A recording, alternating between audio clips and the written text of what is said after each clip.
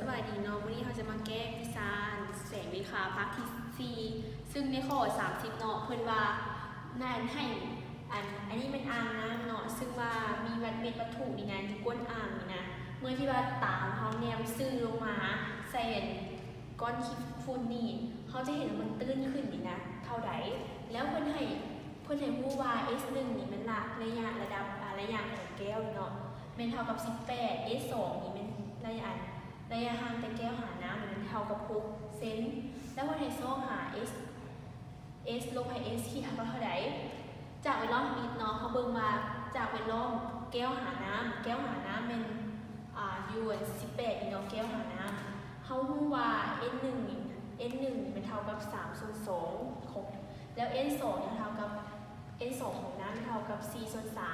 3แล้วมันให้ซอกเนาะแล้วคนนั้น S1 ระยะของแก้วมันเท่ากับ18เซนก็เลยซอกว่า S ขีด1เท่ากับเท่าใดจากสูตรเลยเท่ากับมันแทนใส่ S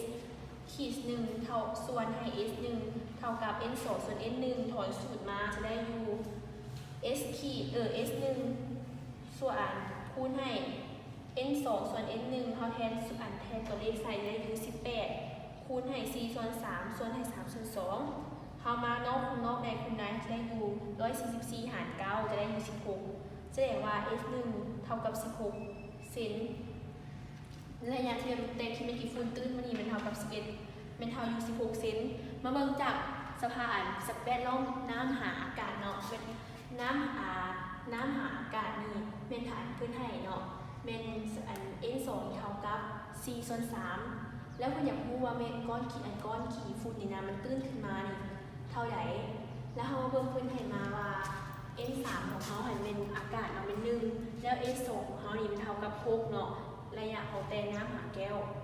แล้ว S ขีด2เท่ากับเท่าไหร่จากสูตรเนาะเขาได้อยู่ S ขีด2ส่วนให้ S2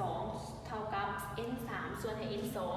เขาถอนสูตรจะได้อยู่ S2 คูณให้ N3 ส่วน N2 เท่ากับ6คูณให้1ส่วนให้4ส่วน3แล้วแทนตัวเลขใส่ก็ได้อยู่10เขาก็ได้อยู่หลังจากแทนตัวเลขแล้วนอกคูณในจะได้อยู่18ส่วน4เท่ากับ 4.5 เซน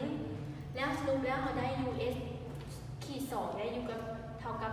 4.5 ระยะแต่ขีดฝุ่นตื้นขึ้นมาเป็นเท่ากับ 4.5 เนาะเขามี S เท่ากับ S1 บวก S2 เท่ากับ18บวก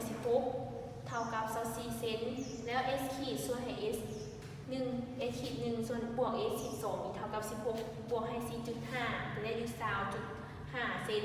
ฉะนั้นเราจะได้อยู่ S ลบให้ S ขีดเท่ากับ24ลบ